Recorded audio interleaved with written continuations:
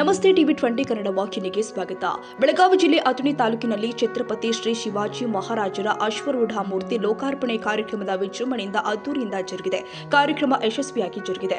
ಅಥಣಿಯಲ್ಲಿ ಇಂದು ಛತ್ರಪತಿ ಶ್ರೀ ಶಿವಾಜಿ ಮಹಾರಾಜರ ಅಶ್ವಾರೂಢ ಮೂರ್ತಿ ಲೋಕಾರ್ಪಣೆಗೊಳಿಸಿದ ನಂತರ ಜರುಗಿದ ಭವ್ಯವಾದ ಕಾರ್ಯಕ್ರಮದಲ್ಲಿ ಪಾಲ್ಗೊಂಡು ಶಿವಾಜಿ ಮಹಾರಾಜರ ನೈಜ ಇತಿಹಾಸ ಮತ್ತು ತತ್ವ ಸಿದ್ಧಾಂತಗಳ ಕುರಿತು ಮಾತನಾಡಿದರು.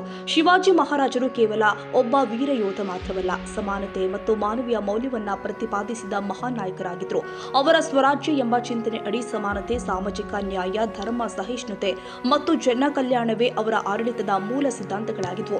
ಎಲ್ಲಾ ವರ್ಗಗಳನ್ನ ಒಗ್ಗೂಡಿಸಿ ನ್ಯಾಯಯುತ ಮತ್ತು ಶಕ್ತಿಶಾಲಿ ರಾಜ್ಯವನ್ನ ನಿರ್ಮಿಸಿದ ಅವರ ದೃಷ್ಟಿ ಇಂದಿಗೂ ಪ್ರೇರಣೆಯಾಗಿ ಉಳಿದಿದೆ. ಈ ವೇಳೆ ಪರಮ ಪೂಜ್ಯ ಮರಾಠ ಸಮಾಜದ ಜಗದ್ಗುರು ಶ್ರೀ ಮಂಜುನಾಥ ಭಾರತಿ ಸ್ವಾಮೀಜಿ, ಶಿವಾಜಿ ಮಹಾರಾಜರ ವಂಶಸ್ಥರು ಆದ ಡಾಕ್ಟರ್ ಶ್ರೀಮಂತ ಶಾಹು ಛತ್ರಪತಿ ಮಹಾರಾಜರು, ಕೇಂದ್ರ ಸಚಿವರು ಆಗಿರುವಂತಹ ಸನ್ಮಾನ್ಯ ಶ್ರೀ ಜ್ಯೋತಿರಾದಿತ್ಯ ಸಿಂಧಿಯಾ, ಶ್ರೀ ಲಕ್ಷ್ಮಣ್ ಸಂಗಪ್ಪ ಸವದಿ, ಮಾಜಿ ಕೇಂದ್ರ ಸಚಿವರು ಆಗಿರುವಂತಹ ಶ್ರೀ PGR ಸಿಂಧಿಯಾ, ಸಚಿವರು ಆದ ಶ್ರೀ ಸಂತೋಷ್ ಲಾಡ್, ಶ್ರೀ ಸತೀಶ್ ಜಾರಕಿಹೊಳಿ, ಶ್ರೀ ಸಂಭಾಜಿ ಭಿಡಿ, ಶಾಸಕರು, ಮಾಜಿ ಶಾಸಕರು, ಹಲವಾರು ಗಣ್ಯರು ಭಾಗವಹಿಸಿದರು. ಬೆಳಗಾವಿ ಜಿಲ್ಲೆಯ ಅಥಣಿ ಪಟ್ಟಣದಲ್ಲಿ ನೂತನವಾಗಿ ಪ್ರತಿಷ್ಠಾಪಿಸಲಾದ ಹಿಂದೂ ಹೃದಯ ಸಾಮ್ರಾಟ ಛತ್ರಪತಿ ಶಿವಾಜಿ ಮಹಾರಾಜರ ಅಶ್ವಾರೂಢ ಮೂರ್ತಿ ಲೋಕಾರ್ಪಣೆ ಸಮಾರಂಭದಲ್ಲಿ ಭಾಗವಹಿಸಿ ಮಾತನಾಡಿದರು. ಬಹಳ ದಿನಗಳ ಈ ಅಥಣಿ ಮತ್ತು ಕಾಗವಾಡ ತಾಲೂಕಿನ ಜನರ ಬಹಳ ಕನಸಾಗಿತ್ತು. ಕೊನೆಗೆ ಅದು ಬಾಳಾಸಾಹೇಬ್ ಪಾಟೀಲ್ ಅವರ ನೇತೃತ್ವದಲ್ಲಿ ಮತ್ತು ನಿಮ್ಮೆಲ್ಲರ ಸಮಾಜದ ಎಲ್ಲ ಮುಖಂಡರ ಸಮ್ಮುಖದಲ್ಲಿ ಇವತ್ತು ಲೋಕಾರ್ಪಣೆ ಆಗಿದೆ. ಬಹುಶಃ ನಿಮ್ಮ ಸಂತೋಷದಲ್ಲಿ ಇಡೀ ಅಥಣಿ ತಾಲೂಕು ಭಾಗಿಯಾಗಿದೆ ಅಂತ ನಾ ಭಾವಿಸ್ತಾ ಇದ್ದೇನೆ. ಛತ್ರಪತಿ ಶಿವಾಜಿ ಮಹಾರಾಜರು ಕೇವಲ ಒಂದು ಧರ್ಮಕ್ಕೆ, ಒಂದು ಜಾತಿಗೆ ಸೀಮಿತವಾಗಿರುವಂಥ ನಾಯಕರಲ್ಲ, ಎಲ್ಲ ಮಾನವೀಯ ಕುಲಕ್ಕೆ ಅವರು ನಾಯಕರು, ಮಹಾರಾಜರು. ಸೊ ಅದನ್ನ ಆದರ್ಶ, ಅವ್ರದ್ದೇನು ಆದರ್ಶ ಇತ್ತು, ಅವರ ರಾಜ್ಯಭಾರದಲ್ಲಿ ಆಗಿರುವಂಥ ಸುಧಾರಣೆಗಳಿರ್ಬೋದು, ವಿದ್ದಾಡುವಂಥ ತಂತ್ರಗಾರಿಕೆ ಇರ್ಬೋದು, ಎಲ್ಲರನ್ನ ಗೌರವಿಸ್ತಾ ಏನು ಅವ್ರದ್ದೊಂದು ದಾರಿ ಇತ್ತು, ಅದನ್ನು ಇವತ್ತು ನಾವು ಪಾಲನೆ ಮಾಡೋದು ಭಾಳ ಅವಶ್ಯಕತೆ ಇದೆ. ಶಿವಾಜಿ ಮಹಾರಾಜ್ ಅವರ ಎಲ್ಲರಿಗೂ ಪ್ರೀತಿಗೆ ಪಾತ್ರ ಆಗಿರುವಂಥ ಒಬ್ಬ ರಾಜರು. ಸೊ ಅವರನ್ನು ನಾವು ಇವತ್ತು ಅನುಷ್ಠಾನ ಮಾಡಬೇಕಾಗಿದೆ. ಅವ್ರು ಹಾಕಿರುವಂಥ ಅನೇಕ ಆದರ್ಶಗಳನ್ನು, ತತ್ವ ಸಿದ್ಧಾಂತಗಳನ್ನು ಇವತ್ತು ಕೂಡ ನಾವು ಜಾರಿಯನ್ನು ಮಾಡಬೇಕಾಗಿದೆ. ಸೊ ಹೀಗಾಗಿ ನಾವು ಅವ್ರನ್ನ ಒಂದೇ ಧರ್ಮ, ಒಂದೇ ಜಾತಿಯ ಮುಖಂಡರಂತ ನಾವು ಭಾವಿಸ್ಲಿಕ್ಕಿಲ್ಲ. ಅವರು ಇಡೀ ಭಾರತ ದೇಶದ ಆಸ್ತಿಯಾಗಿದ್ದಾರೆ, ಇಡೀ ಭಾರತಕ್ಕೆ ಅವರು ಮಾದರಿ ಆಗಿದ್ದಾರೆ ಅನ್ನೋದು ಕೂಡ ಇವತ್ತು ನಾವು ಒತ್ತಿ ಹೇಳಬೇಕಾಗಿದೆ. ಸೊ ಅದನ್ನು ನಾವು ಇವತ್ತು ಪಾಲನೆ ಮಾಡಬೇಕಾಗಿದೆ. ಅವರು ಹಲವಾರು ಗಣ ಕಾರ್ಯ ಇರಬಹುದು, ಅದನ್ನು ಇವತ್ತು ನಾವು ಅಳವಡಿಸೋದು ಖಂಡಿತವಾಗಿ ಅವಶ್ಯಕತೆ ಇದೆ ನಮ್ಮ ಮಾತನ್ನು ಹೇಳುತ್ತಾ, ನಮ್ಮ ಕರ್ನಾಟಕದ ದಾವಣಗೆರೆ ಜಿಲ್ಲೆ ಹೊದಿಗೆರೆಯಲ್ಲಿ ಛತ್ರಪತಿ ಶಿವಾಜಿ ಮಹಾರಾಜ್ ಅವರ ತಂದೆ ತಾಯಿಗಳ ಏನು ಸಮಾಧಿ ಇದೆ, ಇಲ್ಲಿವರೆಗೆ ಯಾವುದೇ ಸರ್ಕಾರ ಕೂಡ ಅದನ್ನು ಅಭಿವೃದ್ಧಿಗೆ ದುಡ್ಡು ಕೊಟ್ಟಿಲ್ಲ. ನಮ್ಮ ಸರ್ಕಾರ ಸುಮಾರು 5 ಕೋಟಿ ರೂಪಾಯಿಗಳನ್ನು ಅಭಿವೃದ್ಧಿಗೆ ಕೊಟ್ಟಿದೆ ಅಂತ ನನಗೆ ಭಾಳ ಹೆಮ್ಮೆ ಆಗ್ತಾ ಇದೆ. ಇನ್ನೂ 5 ಕೋಟಿ ರೂಪಾಯಿ ಕೊಡುವಂಥ ಯೋಜನೆ ತಯಾರಿ ಮಾಡಲಿಕ್ಕೆ ನಾವು ಹೇಳಿದ್ದೀವಿ. ಅದನ್ನು ಕೂಡ ಆದಷ್ಟು ಬೇಗ ನಿಮ್ಮ ಮೂಳೆಯವರು ಇಲ್ಲಿದ್ದಾರೆ, ಅವರು ಕೂಡ ನಮಗೆ ಭಾಳಷ್ಟು ಅಭಿನಂದಿಸಿದ್ದಾರೆ. ಮುಂದೂ ಕೂಡ ಅದನ್ನು ಯಾವ ರೀತಿ ಅಭಿವೃದ್ಧಿ ಮಾಡಬೇಕು, ಎಲ್ಲ ನಮ್ಮ ಸಿದ್ದರಾಮಯ್ಯ ಸರ್ಕಾರ ಖಂಡಿತವಾಗಿ ಅದರ ಬಗ್ಗೆ ಬೆಳಕು ಚೆಲ್ತೈತೆ. ಅದನ್ನು ಸಂಪೂರ್ಣವಾಗಿ ಅಭಿವೃದ್ಧಿ ಮಾಡುವಂಥ ಪ್ರಯತ್ನವನ್ನು ಮಾಡ್ತೀವಿ ಅನ್ನೋ ಮಾತನ್ನು ಹೇಳುತ್ತಾ, ಜೊತೆಗೆ ಬೆಳಗಾವಿ ನಗರದಲ್ಲಿ ಶಾಹು ಮಹಾರಾಜರ ಪುತ್ಥಳಿ ಸುಮಾರು 1 ಕೋಟಿ ರೂಪಾಯಿದಲ್ಲಿ ನಾವು ಮೀಸಲಿಟ್ಟಿದ್ದು. 1 ಕೋಟಿ ರೂಪಾಯಿದಲ್ಲಿ ಶಾಹು ಮಹಾರಾಜರ ಪುತ್ಥಳಿನ ಬೆಳಗಾವಿಯಲ್ಲಿ ನಾವು ನಿರ್ಮಿಸ್ತಾ ಇದ್ದೀವಿ. ಸೊ ಇದರ ಕಾರಣ ಅಂದರೆ ಕೇವಲ ಅದು ಪುತ್ಥಳಿಯಾಗಿ ಉಳಿಯಬಾರ್ದು, ಅವರ ಆದರ್ಶಗಳನ್ನ ನಮಗೆ ಹೇಳ್ತಾ ಇರಬೇಕು. ಇಂಥ ಕೆಲಸ ಇವರು ಮಾಡಿದ್ರು, ನಾವು ಕೂಡ ಅದನ್ನೇ ಮಾಡಬೇಕನ್ನೋ ಆ ಪ್ರತಿ ದಿವಸ ನಮಗೆ ಅದರಿಂದ ಸಂದೇಶ ಬರಲಿಕ್ಕೆ ಅವರ ಪುತ್ಥಳಿಯನ್ನು ನಾವು ಬೆಳಗಾವಿಯಲ್ಲಿ ಅನಾವರಣ ಮಾಡ್ತೀವಿ ಅಂತ ನನಗೆ ಭಾಳ ಸಂತೋಷ ಆಗ್ತಾ ಇದೆ. ಶಿವಾಜಿ ಮಹಾರಾಜರ ಇತಿಹಾಸ ಬಹುಶಃ ಕೆಲವು ಗೊತ್ತೇ ಇರದೇ ಇರ್ಬೋದು, ಯಾರು ಗೊತ್ತಿಲ್ಲ ಅವರಿಗೆ ಗೊತ್ತು ಮಾಡುವಂಥ ಪ್ರಯತ್ನವನ್ನು ನಾವು ಮಾಡಬೇಕಂತ ಈ ಸಂದರ್ಭದಲ್ಲಿ ಹೇಳುತ್ತಾ, ಶಿವಾಜಿ ಮಹಾರಾಜರ ಜೊತೆ ಎಲ್ಲ ಜಾತಿಯವರು ಧರ್ಮೀಯರಿದ್ರು, ಅದರಲ್ಲಿ ಮುಸ್ಲಿಂ ಕೂಡ ಇರೋದು ಕೂಡ ಭಾಳ ಮುಖ್ಯವಾಗಿರುವಂಥ ವಿಚಾರ. ಇವತ್ತು ಅವರ ಸೈನ್ಯಾಪತಿಗಳಿಗೆ ಕೂಡ ಭಾಳಷ್ಟು ಇತರ ಜಾತಿ ಜೊತೆ ಮುಸ್ಲಿಂ ಕೂಡ ಅವ್ರ ಜೊತೆ ಸೇರಿ ಈ ದೇಶವನ್ನು ರಕ್ಷಣೆ ಮಾಡುವಂಥದ್ದು ಕೂಡ ನಾವು ಇತಿಹಾಸದಲ್ಲಿ ನೋಡಿದ್ದೀವಿ. ವಿಶೇಷವಾಗಿ ಅವರ ವಕೀಲರು ಕಾಜಿ ಅಂತ ಇದ್ದರು, ಹೈದರ್ ಕಾಜಿ ಅನ್ನೋರು ಕೂಡ ಛತ್ರಪತಿ ಶಿವಾಜಿ ಮಹಾರಾಜ ಅವರ ವಕೀಲರಾಗಿ ಕಾರ್ಯನಿರ್ವಹಿಸೋದನ್ನು ನಾವು ಇತಿಹಾಸದಲ್ಲಿ ನೋಡಿದ್ದೀವಿ. ಅಂದರೆ ಅವರು ಒಂದೇ ಜಾತಿಗೆ ಸೀಮಿತ ಅಲ್ಲ, ಎಲ್ಲ ಜಾತಿಯವ್ರ ಜೊತೆ ಅನ್ಯೋನ್ಯ ಸಂಬಂಧ ಇರೋದನ್ನು ಅವ್ರ ಇತಿಹಾಸದಲ್ಲಿ ನಾವು ನೋಡಲಿಕ್ಕೆ ಸಾಧ್ಯ ಆಗಿದೆ. ಇವತ್ತು ಭಾಳಷ್ಟು ಮುಖಂಡರು, ವಿಶೇಷವಾಗಿ ಸಿಂಧಿಯಾ ಅವರು ದಿಲ್ಲಿಯಿಂದ ಗ್ವಾಲಿಯರಿಂದ ಬಂದ ಭಾಳಷ್ಟು ಹೊಸ ಹೊಸ ವಿಚಾರಗಳನ್ನು ಹೇಳುವಂಥ ಪ್ರಯತ್ನ ಇವತ್ತು ಮಾಡಿದ್ದಾರೆ. ಅವರು ಕೂಡ ನಮ್ಮ ಕರ್ನಾಟಕ ಸರ್ಕಾರದ ವತಿಯಿಂದ ಅಭಿನಂದನೆಗಳನ್ನು ಸಲ್ಲಿಸುವ ಮೂಲಕ ಶಿವಾಜಿ ಮಹಾರಾಜರ ಪುತ್ಥಳಿ ಇವತ್ತು ಒಂದೇ ದಿನಕ್ಕೆ ಸೀಮಿತ ಆಗದೆ ಪ್ರತಿ ದಿವಸ ಅವ್ರು ಮಾಡಿರುವಂಥ ಹಲವಾರು ಗಣಕಾರ್ಯಗಳನ್ನು ಕೂಡ ಸಾರುವಂಥ ಆ ಕಾರ್ಯಕ್ರಮ ಆಗಬೇಕು.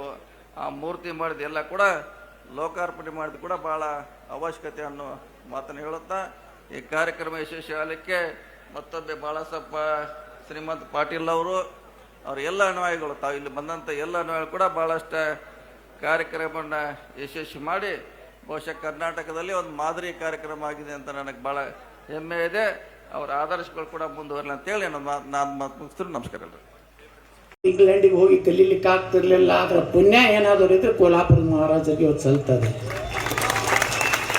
ಈ ರಾಜ್ಯದಲ್ಲಿ 2 ಮಂದಿತನ, ಒಂದು ಬೆಳವಡಿ ಮಲ್ಲಮ್ಮ, ಒಂದು ಕೆಳದಿ ಚೆನ್ನಮ್ಮ.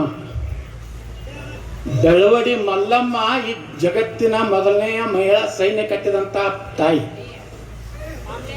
ಮಹಾರಾಜರು ಛತ್ರಪತಿ ಶಿವಾಜಿ ಮಹಾರಾಜರು ಆ ಕಡೆ ಮದ್ರಾಸ್ ಕಡೆಯಿಂದ ಯುದ್ಧಕ್ಕೆ ಎದ್ಕೊಂಡು ವಾಪಸ್ ಬರುವಾಗ ಅವಾಗೆಲ್ಲ ಮುಂದೆ ಹೋಗಿ ತಂಬು ಹೊಡಿತಿದ್ರಲ್ಲ. ಅವ ಬೆಳವಡಿ ರಾಜ್ಯದಾಗ ಶಿವಾಜಿ ಮಹಾರಾಜರ ಸೇನಾಧಿಪತಿ ಏನು ಮಾಡ್ತಾನ, 1000 ಆಕಳು ಹೊಡ್ಕೊಂಡು ಹೋಗ್ಬಿಡ್ತಾನ. ಯಾಕಂದ್ರೆ ಹಾಲು ಬೇಕಲ್ಲ ಸೈನಿಕರಿಗೆ, ಮಹಾರಾಜ ಎಲ್ಲರಿಗೆ. ಅವರೆಲ್ಲ ಹೋಗಿ ಬೆಳವಡಿ ಮಲ್ಲಮ್ಮಗೆ ಹೇಳ್ತಾರ, ಹಿಂಗೆ ಬಂದು ಶಿವಾಜಿ ಮಹಾರಾಜರ ಸೇನಾಪತಿ ಇದನ್ನೆಲ್ಲ ನಮ್ಮ ಆಕಳ ಹೊಡ್ಕೊಂಡು ಹೋಗಂದಾಗ ಬೆಳವಡಿ ಮಲ್ಲಮ್ಮ ಹೋಗಿ ಆ ಸೇನಾಪತಿ ಜೋಡ ಸಣ್ಣ ಘರ್ಷಣೆ ಆಗ್ತದೆ, ಬಿಡ್ಸ್ಕೊಂಡು ಹೋಗ್ತಾರೆ. ಶಿವಾಜಿ ಮಹಾರಾಜರು ಒಂದು 2 ದಿವಸ ಬಿಟ್ಟು ಬರ್ತಾರಲ್ಲಿ. ಬಂದಾಗಿದ್ದು ಎಲ್ಲ ಏನು ಹೇಳಿರೋದಿಲ್ಲ ಸೇನಾಧಿಪತಿ, ಅವ್ರಿಗೆ ಮಾಹಿತಿ ತಗೋತಿರ್ತಾರೋ, ಎಲ್ಲ ಗುಪ್ತಚರ ಇರ್ತದೆ. ಹಿಂಗೆ ಇಂಟೆಲಿಜೆನ್ಸ್ ಅದಾವಲ್ಲಿ, CBI ಹಾಗೆಲ್ಲ ಗುಪ್ತಚರ ಮಾಹಿತಿ ತಗೊಂಡು ಶಿವಾಜಿ ಮಹಾರಾಜರು ಗುರ್ತಾಗ್ತದೆ ನಮ್ಮ ಸೇನಾಧಿಪತಿ ತಪ್ಪು ಮಾಡ್ಯಾನ. ಅವಾಗ ಶಿವಾಜಿ ಮಹಾರಾಜರು ಬೆಳವಡಿ ಮಲ್ಲಮ್ಮನ ಕರೆಸಿ ತಾಮ್ರದ ಒಂದು ಇದರಲ್ಲಿ, ನೀನು ನನ್ನ ಸಹೋದರಿ, ನೀನು ಬೇರೆ ಅಲ್ಲ ನಾನು ಬೇರೆ ಅಲ್ಲ ಅಂತ ಸಹೋದರ ಸಹೋದರಿ ಭಾವನೆ ಕೊಟ್ಟಂಥವ್ರು ಛತ್ರಪತಿ ಶಿವಾಜಿ ಮಹಾರಾಜ. ಕೆಲವು ಮಂದಿ ಹೊಯ್ಕೋತಾರೆ ಸುಮ್ಮನೆ. ಶಿವಾಜಿ ಮಹಾರಾಜನ್ನ ಬೆಳವಡಿ ಮಲ್ಲಮ್ಮ ಸೋಲಿಸಲಿಲ್ಲ. ಅವರದು ಒಂದು ದೊಡ್ಡ ಚಿತ್ರ ಇದೆ, ನೋಡಿರೋದಿಲ್ಲ. ಕೆಲವು ಮಂದಿ ಏನಾಗ್ಬಿಟ್ಟಾರೆ ಈ ದೇಶನಾಗ, ಯಾರು ಇತಿಹಾಸನೇ ತಮ್ಗೆ ಹೆಂಗೆ ಬೇಕಂಗೆ ಬರ್ಕೊಂಡಾರ, ಅವಾಗ ಯಾರು ಕೇಳೋರದಾರ. ಅವಾಗ ಎಲ್ಲ ಲೆಫ್ಟಿಸ್ಟು ಕಮ್ಯುನಿಸ್ಟ್ ಮಾಡ್ಯಾರ. ನನ್ನ ಮಕ್ಕಳು ತಮ್ಗೆ ಹೆಂಗೆ ಬೇಕು ಹಂಗೆ ಬರೇ ಮೊಘಲರು, ಅಕ್ಬರ, ಔರಂಗಜೇಬ, ಟಿಪ್ಪು ಸುಲ್ತಾನ ಇದೇ ಬರ್ದಾರ. ನಾವು ಕನ್ನಡ ಸಲ ಬರೆಯೋದು ಕನವಂತನಾದ ಅಕ್ಬರನು ಬಾರಿ ಅವನೇ ಒಂದು ಧರ್ಮವನ್ನು ಸ್ಥಾಪಿಸಿದ ಬಾಪರೆ ಮಕ್ಕಳೇ ಆಗಿಲ್ಲ. ಬರೇ ಮಹಾರಾಣಾ ಪ್ರತಾಪ್ ಹೆಸರು ತಗೊಂಡ್ರ ಅಕ್ಬರ್ ಅಲ್ಲೇ ಚಡ್ಡ್ಯಾಗ. ಎಂತೂ ಡೈರೆಕ್ಟ್ ಯುದ್ಧ ಮಾಡಲಿಲ್ಲ ಮಹಾರಾಣಾ ಪ್ರತಾಪ್ ವಿರುದ್ಧ. 7 ಫುಟ್ ಇದ್ದ ಮಹಾರಾಣಾ ಪ್ರತಾಪ್ ಕೈಯ ಅಂದ್ 110 ಕಿಲೋದ ಹಿಂಗೆ ಹೊಡೆದ್ರ ಒಬ್ಬ ಬೈತುಲ್ ಖಾನ್ ಅಂತ ಒಂದು ಸೇನಾಧಿಪತಿನ ಕೊಟ್ಟು ಕಳ್ಸಿದ್ದ. ಎಷ್ಟು ನೀಚಿದ್ದಂದ್ರೆ 6-7 ವರ್ಷದ ಸಣ್ಣ ಮಕ್ಳಿಗೆ ಸಹಿತ ಅತ್ಯಾಚಾರ ಮಾಡ್ತಿದ್ದ ಅಂತ ನೀಚ. ಅವನು ಕೊಟ್ಟು ಕಳ್ಸದ ಅಕ್ಬರ್, ಹೋಗಿ ಇವನ ಮಹಾರಾಣವನ್ನು ಹೊಡೆದು ಬಾತಾಯ್ತು. ಇಟ್ಟು ಚಂದ ಚೇತಕ್ಕತ್ ಕುದುರೆ ಐತಲ್ಲ ಮಹಾರಾಣ, ಹಿಂಗೆ ತಿರ್ಗ್ಯಾಡ್ಸಿ ಹೊಡಿತಾರದಕ್ಕೆ. ಒಮ್ಮೆ ಹೊಡಿಲಿಲ್ಲ ಮಹಾರಾಣ, ಹಿಂಗೊಮ್ಮೆ ಹೊಡೆದು ಹಿಂಗೆ ಮಾಡಿ ಒಂದು ಹೊಡೆದ್ರೆ ತಲೆಯಾಗಿ ನೆತ್ತಾಗಿ ಇಟ್ರ ಕುದುರೆ ಅದು ಕೂಡ ಹಿಂಗೆ ಸುಳ್ಕೊಂಡೋಗಿತ್ತು. ಅದು ನಮ್ಮ ಶೌರ್ಯವನ್ನು ನಮ್ಗೆ ಹೇಳೇ ಇಲ್ಲ. ಬರೀ ಗಣವಂತನಾದ ಅಕ್ಬರ್, ಟಿಪ್ಪು ಸುಲ್ತಾನ್ ತನ್ನ ಮಕ್ಕಳನ್ನು ಒತ್ತೆ ಇಟ್ಟು ಬ್ರಿಟಿಷರಿಗೆ ಹೋರಾಟ. ಮಗನ ಒತ್ತೆ ಹಾಕಿರ್ತಾನೆ ನಮ್ಮ ಸಂಭಾಜಿ ರಾಜ ಛಾವ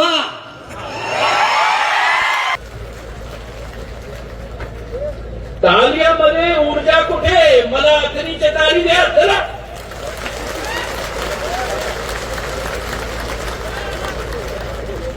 माझ्या संघ उच्चारण करा. जय शिवाजी. आता ऊर्जा पाहिजे मला. जय भवानी.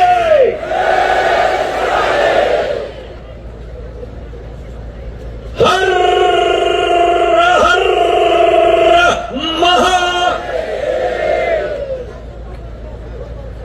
आज माझा सौभाग्य आहे की अग्नीची पावन धरतीवर मराठा साम्राज्याचा नरेश देशाचा एकाकरण करायचा शिल्पकार आमचे साम्राज्याचा देशाचा देशभक्त आमचे छत्रपती शिवाजी महाराजांची मूर्तीच्या अनावरणच्या समारोहामध्ये उपस्थित होऊन मी सौभाग्य एक प्राप्त करतो सगळ्यांच्या समोर. छत्रपती शिवाजी महाराजांच्या ज्यांच्या शौर्य यांची महानता जी हेच मंचवरती आम्ही चर्चा करणार तर अनेक दिन आणि अनेक रात्री निघून जातील. छत्रपती शिवाजी महाराजांचा शिंदे परिवारांचा वंशज तुमच्या समोर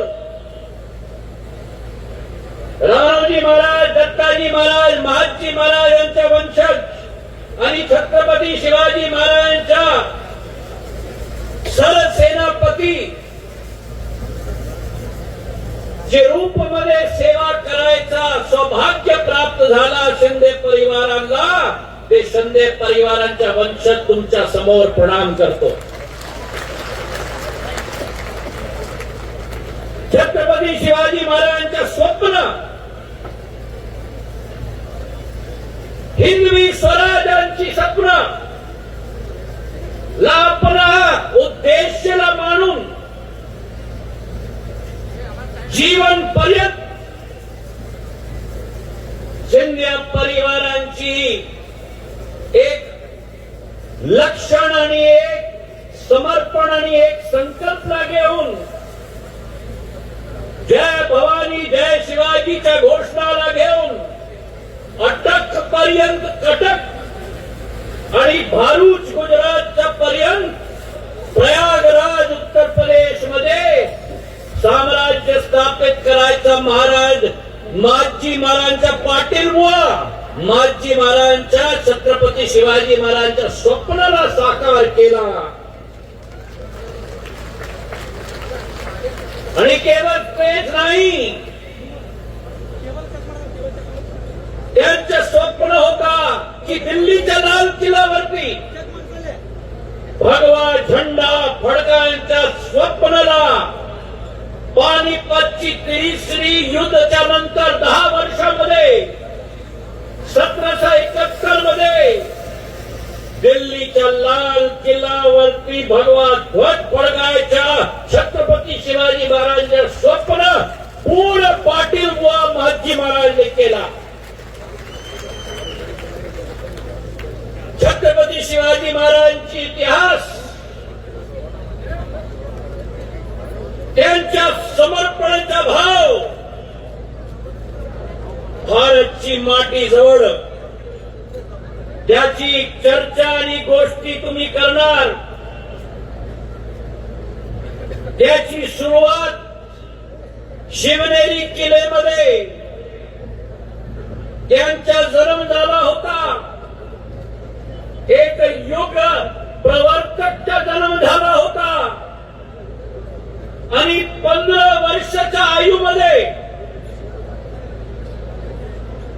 भारत माताचा धरतीला हातमध्ये घेऊन त्यांचा संकल्प झाला होता की हे भारत माताचे धरतीमध्ये देशावर अतिक्रमण करायच्या सर्व दुष्ट करती त्यांना देशाबाहेर हुसकावून लावेन आणि संपूर्ण भारतवर्षमध्ये हिंदवी स्वराज स्थापित करायचा संकल्प 15 वर्षाच्या आयुमध्ये बाळ आयुमध्ये शिवाजी महाराजांचा होता.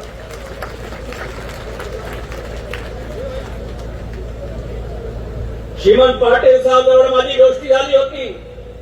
त्यांची विनंती होती की आपण अर्धा मराठीमध्ये आणि अर्धा हिंदीमध्ये भाषण द्या. त्यांची आज्ञाची मी पालन करतो. 15 वर्ष के आयु में जिस बालक ने स्वप्न लिया था कि भारत माता की माटी के ऊपर विदेशी आक्रांताओं को खदेड़ के हम भारत माता की माटी से पार करने का स्वप्न छत्रपति शिवाजी महाराज ने लिया. ಇದೇ ವೇಳೆ ಆತ್ಮೀಯವಾಗಿ ಸನ್ಮಾನಿಸಲಾಗಿದೆ. ಇದಕ್ಕೂ ಮೊದಲು ಶಿವಾಜಿ ಮಹಾರಾಜ್ ಮೂರ್ತಿಗೆ ಮಾಲಾರ್ಪಣೆ ಮಾಡಿ ಗೌರವ ಸಲ್ಲಿಸಲಾಗಿದೆ. ಜನಪ್ರತಿನಿಧಿಗಳು, ಮುಖಂಡರು, ಹಿತೈಷಿಗಳು, ದೇಶಭಕ್ತರು, ಹಿಂದೂ ಕಾರ್ಯಕರ್ತರು, ಅಭಿಮಾನಿಗಳು ಸಹಸ್ರಾರು ಸಂಖ್ಯೆಯಲ್ಲಿ ಭಾಗವಹಿಸಿದ್ರು. ಅಥಣಿಯಲ್ಲಿ ಛತ್ರಪತಿ ಶ್ರೀ ಶಿವಾಜಿ ಮಹಾರಾಜರ ಅಶ್ವರೂಢ ಮೂರ್ತಿ ಲೋಕಾರ್ಪಣೆಗೊಳಿಸಿದ ನಂತರ ಜರುಗಿದ ಭವ್ಯವಾದ ಕಾರ್ಯಕ್ರಮದಲ್ಲಿ ಭಾಗವಹಿಸಿದ್ರು. ಈ ಸಂದರ್ಭದಲ್ಲಿ ಪರಮ ಪೂಜ್ಯ ಮರಾಠ ಸಮಾಜದ ಜಗದ್ಗುರು ಶ್ರೀ ಮಂಜುನಾಥ ಭಾರತಿ ಸ್ವಾಮೀಜಿ, ಶಿವಾಜಿ ಮಹಾರಾಜರ ವಂಶಸ್ಥರು ಆದ ಡಾಕ್ಟರ್ ಶ್ರೀಮಂತ ಸಾಹು ಛತ್ರಪತಿ ಮಹಾರಾಜರು, ಕೇಂದ್ರ ಸಚಿವರು ಆದ ಸನ್ಮಾನ್ಯ ಶ್ರೀ ಜ್ಯೋತಿರಾದಿತ್ಯ ಸಿಂಧಿಯಾ, ಕರ್ನಾಟಕ ರಾಜ್ಯ ಲೋಕೋಪಯೋಗಿ ಹಾಗೂ ಬೆಳಗಾವಿ ಉಸ್ತುವಾರಿ ಸಚಿವರು ಆದ ಸನ್ಮಾನ್ಯ ಶ್ರೀ ಸತೀಶ್ ಜಾರಕಿಹೊಳಿ ಹಾಗೂ ರಮೇಶ್ ಜಾರಕಿಹೊಳಿ, ರಾಜ್ಯ ಕಾರ್ಮಿಕ ಇಲಾಖೆ ಸಚಿವರು ಆದ ಸಂತೋಷ್ ಲಾಡ್ ಸೇರಿ ಅನೇಕ ಗಣ್ಯರು ಭಾಗವಹಿಸಿದ್ರು. ಸಮಾರಂಭದಲ್ಲಿ ಮರಾಠ ಜಗದ್ಗುರು ಶ್ರೀ ಮಂಜುನಾಥ ಭಾರತಿ ಸ್ವಾಮೀಜಿ ಸೇರಿ ಹಲವು ಮಠಾಧೀಶರು, ಸಂಪುಟ ಸಹೋದ್ಯೋಗಿಗಳು ಆದ ಸತೀಶ್ ಜಾರಕಿಹೊಳಿ ಸೇರಿ ಮತ್ತಿತರರು ಭಾಗವಹಿಸಿದ್ರು.